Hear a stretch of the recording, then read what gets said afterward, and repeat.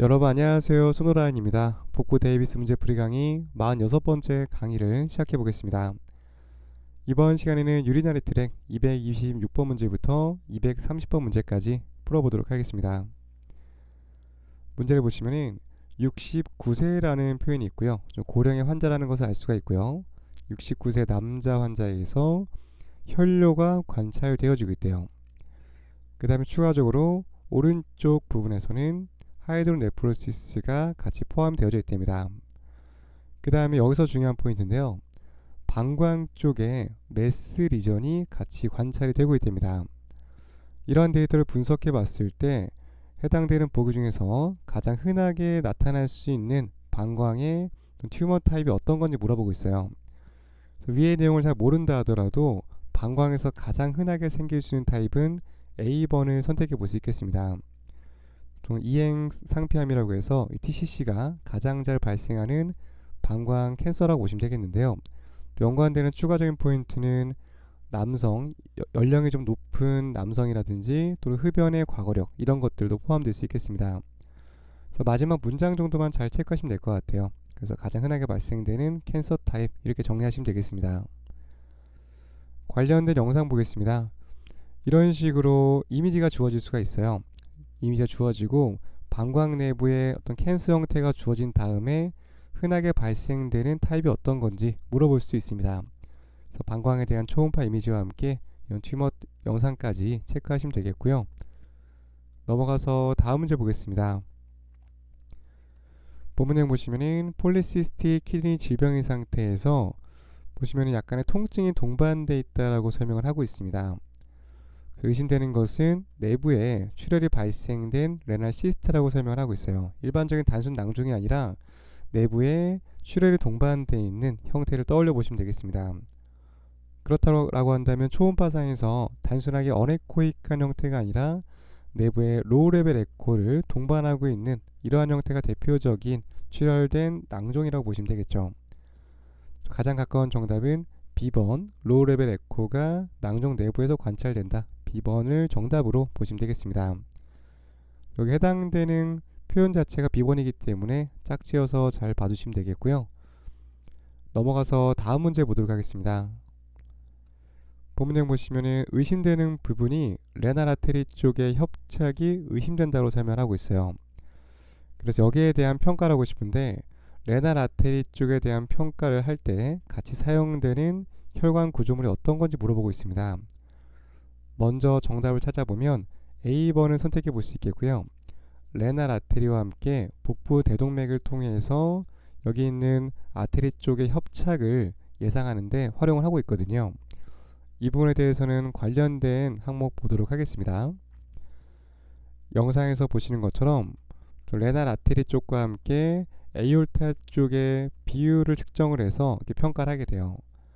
정상적인 상태에서는 여기 레날 아테리 쪽에 측정된 속도값이 180 미만이고요.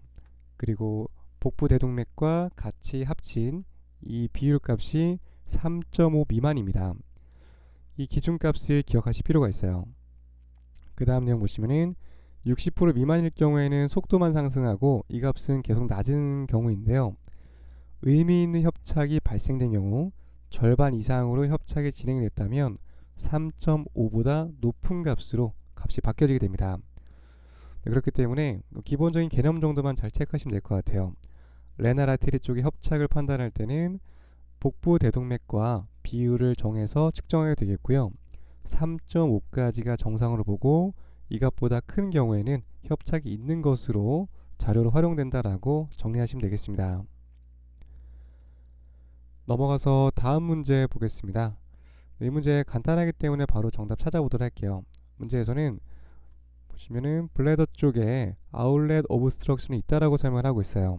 그래서 방광 쪽에서 바깥으로 나가는 쪽에 폐쇄가 있는 상태겠죠. 봤더니 블래더 월이 두꺼워져 있다라고 설명을 하고 있습니다. 그렇다고 한다면 이 벽 자체가 두꺼워져 있는 가장 가까운 원인이 어떤 건지 물어보고 있습니다. 관련된 영상 보도록 할게요. 지금 보시면 방광 쪽에서 바깥쪽으로 나가는 쪽에 장애가 있는 상태인데 흔하게 볼 수 있는 전립선 비대증입니다. 그래서 전립선 비대로 인해서 요관이 압박을 받게 되고 방광 쪽에서 바깥으로 나가는 이 구간이 폐쇄가 발생될 수 있겠죠. 그렇게 되면 소변이 원활하게 배출되지 않기 때문에 방광 쪽에 머무르는 부분들도 늘어나게 됩니다. 이렇게 되면 방광벽 쪽으로 전달되는 저항도 커지게 되고요. 여기에 대한 결과로 방광벽이 비대해지는 그런 결과를 낳게 되겠죠. 그래서 여기에 대한 저항을 이겨내기 위해서 방광에 있는 근육층이 비대해지는 그런 부분들이 발생할 수 있기 때문에 다시 본문 내용 돌아와서 블래더 쪽에 있는 아웃렛 오브스트럭션이 발생했을 경우에는 내부의 압력을 이겨내기 위해서 근육층의 비대가 관찰될 수 있다. 그래서 이런 것들이 방광벽이 두꺼워지는 가장 대표적인 원인이 된다라고 설명을 드릴 수가 있겠습니다. 어렵지 않은 개념이기 때문에 문장 읽어보시면 금방 이해가 되실 거라고 생각이 들고요. 넘어가서 다음 문제 보도록 하겠습니다. 본문 내용 보시면은 31세 환자고요. 고혈압과 그리고 기능이 조금 부족한 레날의 상태가 설명이 되어져 있습니다. 그 다음 내용 봤더니 좀 사이즈가 커져 있는 레날 쪽과 굉장히 많은 개수의 시스트가 보여진대요.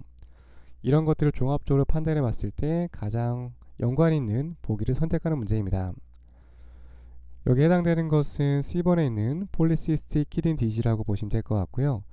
여기에 대해서는 멀티시스틱, 메둘라리시스틱 종류가 굉장히 많죠. 그래서 여기 이 부분은 이 문제풀이에서 자세하게 설명드리기에는 굉장히 양이 많습니다. 그래서 이론 강의에서 충분히 정리하신 다음에 문제풀이 진행하시는 것을 좀 추천을 드리도록 할게요.